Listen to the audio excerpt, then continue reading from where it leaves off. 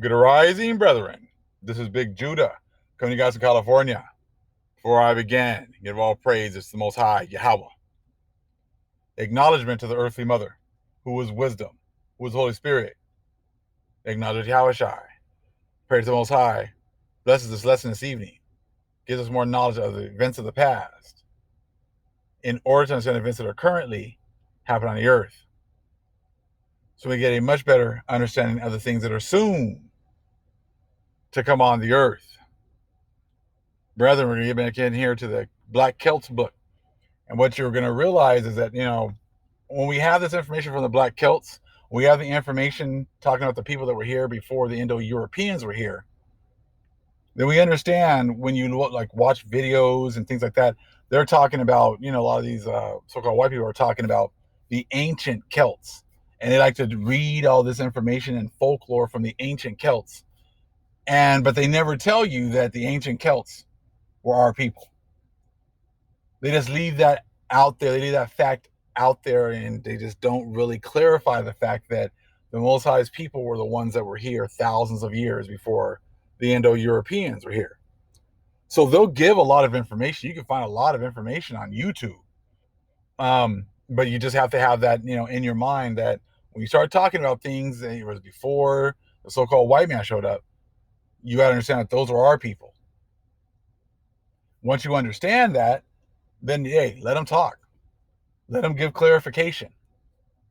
They'll give that as long as you think, as long as, they think that we think that they're the people, they'll give us plenty of information.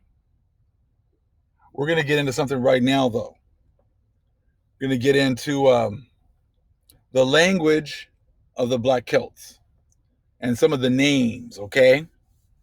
Read a little bit here at the top. Other Cornish place names of Phoenician origin are, now we know the Phoenicians, they were talking earlier about Phoenicians being the Israelites, okay? Marazion, Jews Market. Parazebulon, Philak, Minichan. Zepha, Benethon. Parazanable, Bebel. I guess those are some other names. Zenor, Melion, and Zela.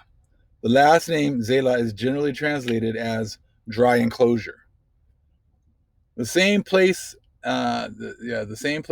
name is found in Phoenicia or Lebanon, where it is spelled identically. This name is also found on the Somali coast. Here it is spelled Zayla.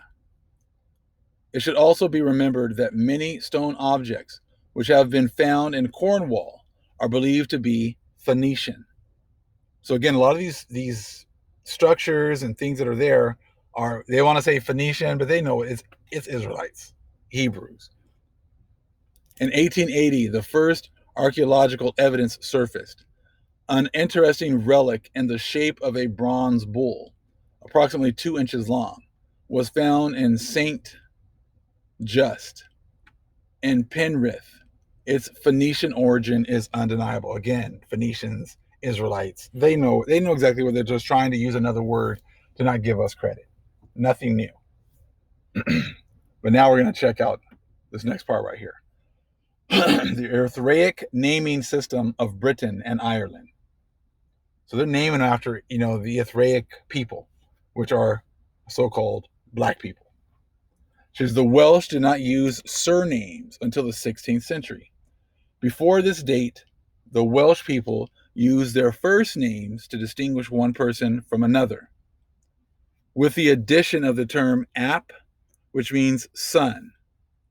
So the term ap is a corruption of the name map, with the loss of the initial consonant M.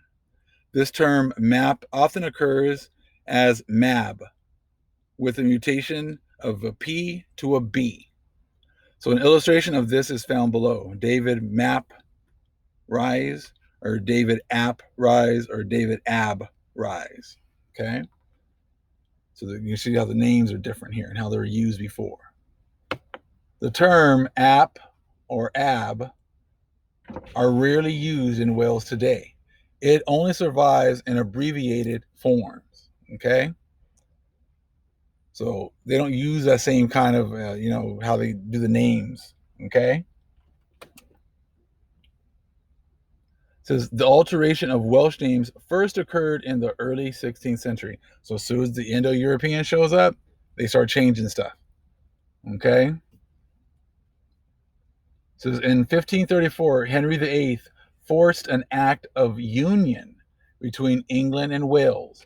As a result of this union, he introduced a system of surnames, which was commonly found in the 14th century England.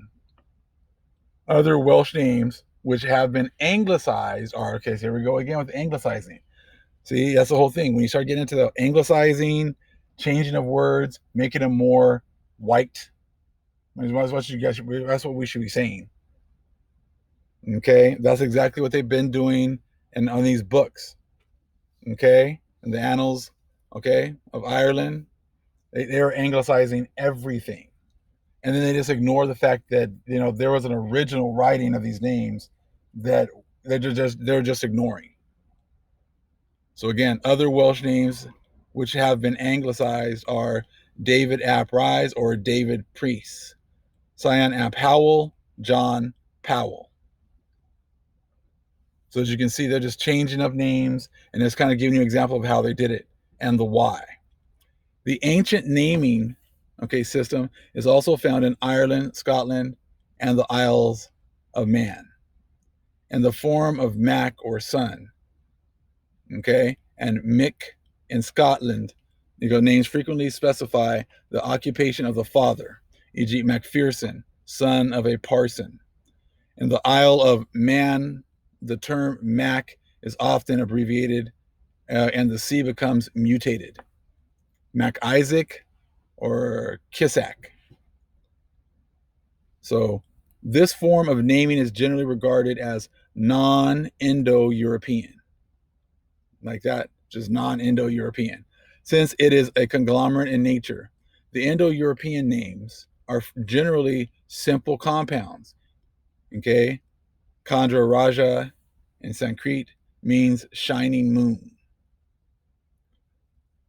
The ancient British and Irish naming system can again be found in the naming system of the Eritreic speaking people. The term son is often used to distinguish themselves. The Celtic system agrees closely with the Ithreic naming system, for example. Gaelic, Mac Donald, son of Donald. Welsh, Ap Howell, son of Howell. Arabic, Ibn Battuta, son of Battuta. Nubian, Beni Amir, son of Amir. You see, this goes back to the ancient British. You go right here, talks about it right here.